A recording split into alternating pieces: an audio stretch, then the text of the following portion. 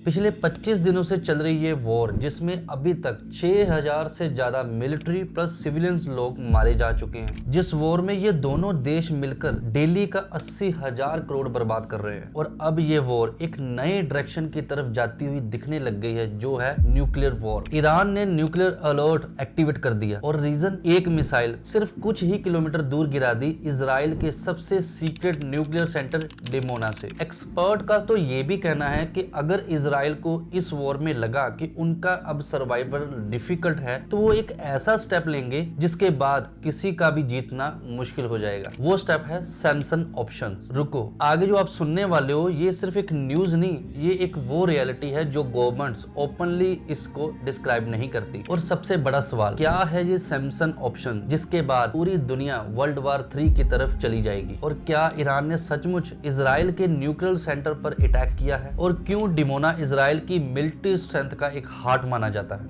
चलिए डीकोड करते हैं इन्हीं सभी क्वेश्चंस को और जानते हैं अगर न्यूक्लियर वॉर होगी तो उसका इंपैक्ट हमारी लाइफ पर क्या आएगा। लेकिन इन सब चीजों को समझने के लिए सबसे पहले एक बेसिक सवाल क्लियर करते हैं। अचानक क्यों न्यूक्लियर वर्ड इस वॉर में यूज होना शुरू हो गया? पहले Israel versus Iran direct war नहीं थी, ये प्रॉक्सी वॉर थी, सीरिया, हमास, हेल्बोस के थ्रू। लेकिन इसी वॉर के चलते अब एक डेंजरस शिफ्ट आया। इंटरनेशनल एटॉमिक एनर्जी एजेंसी के अकॉर्डिंग ईरान ने यूरेनियम एनरिचमेंट 60% तक पुश कर दिया है। किसी भी देश को न्यूक्लियर बॉम्ब बनाने के लिए 90% एनरिचमेंट चाहिए होता है और ईरान इसके काफी क्लोज पहुंच चुका है। अब यहाँ एक सवाल मैं आपसे करता हूँ, अगर किसी कंट्री के पास न्यूक्लियर वेपन बनाने की कैपेबिलिटी आ जाए तो क्या वो इसको यूज करेगी? डेफिनेटली करेगी। अगर हम हिस्ट्री देखें तो हर कंट्री अपने सर्वाइवल को बचाने के लिए अपने एक एक्सट्रीम स्टेप्स को यूज करती है। बस यही डर है जो इजराइल को इस वॉर में डरा रहा है। यानी अब ये वॉर कोई आइडियोलॉजी नहीं,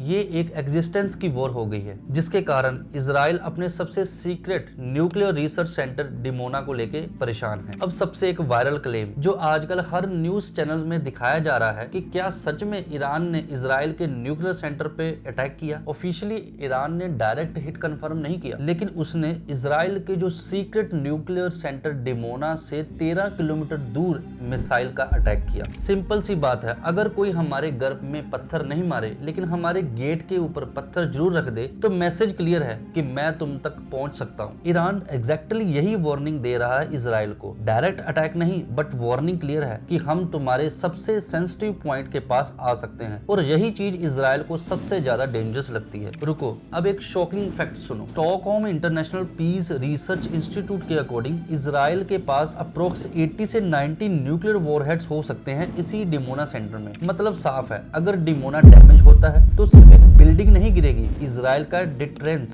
सिस्टम हिल जाएगा। और डिटरेंस का मतलब सिंपल है, मुझे बर्बाद किया तो मैं तुम्हें ज्यादा बर्बाद करूंगा। लेकिन किसी भी कंट्री की पावर ही वीक हो जाए तो वो नेक्स्ट स्टेप क्या लेगी? ऑब्वियसली अपना लास्ट और स्ट्रॉन्ग वेपन यूज करती है सर्वाइवल के लिए। इजराइल अभी इस वॉर में यही स्टेप यूज करने का सोच रहा है, जिसको उसने नाम दिया है सैमसन ऑप्शन। सिंपल वर्ड्स में, अगर इजराइल को लगेगा कि वो हारने वाला है, जहां उसका एग्जिस्टेंस भी खत्म होने वाला है, तो वो न्यूक्लियर वेपन यूज कर सकता है, even if it destroy everything. Samson नाम बाइबल के कैरेक्टर सैमसन से आता है, जिसने अपने एनिमी को डिस्ट्रॉय करने के लिए अपने आप को कुर्बान कर दिया था। यानी कंसेप्ट बिल्कुल सिंपल है, अगर हम नहीं बचे तो कोई भी नहीं बचेगा। यही रीजन है कि ये वॉर अब एक सीरियस सिचुएशन की तरफ जाती हुई दिख रही है। अब यहाँ पर एक सिनेरियो देखो, इजराइल वर्सेस ईरान डायरेक्ट वार हो रही है। यूएसए इजराइल के सपोर्ट में है, रशिया, चाइना इनडायरेक्टली ईरान के साइड है और मिडिल ईस्ट की सारी कंट्रीज इसमें इन्वॉल्व हो रही है धीरे धीरे। यही सब चीजें सिग्नल देती है वर्ल्ड वॉर 3 को। एग्जैक्टली ऐसा ही वर्ल्ड वॉर 1 में ही स्टार्ट हुआ था, एक सिंपल और स्मॉल कन्फ्लिक्ट और फिर उसके बाद चेन रिएक्शन। लेकिन एक इंपॉर्टेंट बात, काउंसिल ऑफ फॉरेन रिलेशन की रिपोर्ट के अकॉर्डिंग सब कंट्रीज न्यूक्लियर वॉर अवॉइड करना चाहती है। क्यों? क्योंकि nuclear war means no winner. एक गलती,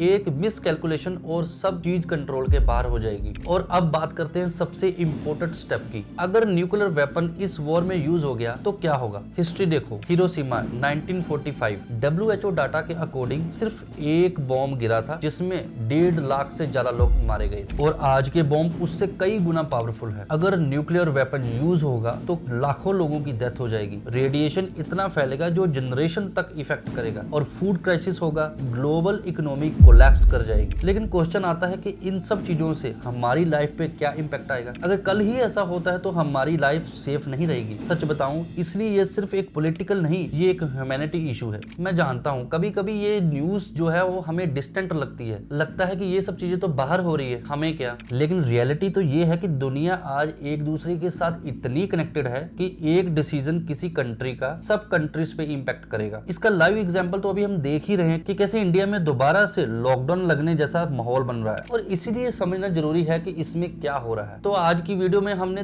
3 सिंपल फैक्ट्स को डीकोड करने की कोशिश की। फर्स्ट, डिमोना सेंटर क्यों जरूरी है इजराइल के लिए, इजराइल का सबसे सीक्रेट स्टेप सैमसन ऑप्शन क्या है, और अगर न्यूक्लियर वॉर होगी तो वो हमारी लाइफ पर कैसे इम्पैक्ट करेगी। अगर ये वीडियो आपको इंफॉर्मेटिव लगी तो आप इसको लाइक जरूर करें और कमेंट में मुझे बताएं कि क्या ये वॉर न्यूक्लियर वेपन की तरफ शिफ्ट होगी या नहीं। और ऐसे डीप रिसर्च वीडियोस को देखने के लिए आप चैनल को जरूर सब्सक्राइब करें, क्योंकि यहाँ हम सिर्फ न्यूज नहीं देते, न्यूज के पीछे का वाई समझते हैं। मिलते हैं आपको एक अगली इंफॉर्मेटिव और रिसर्च बेस्ड वीडियो के साथ। तब तक के लिए थैंक्स फॉर वॉचिंग गाइस।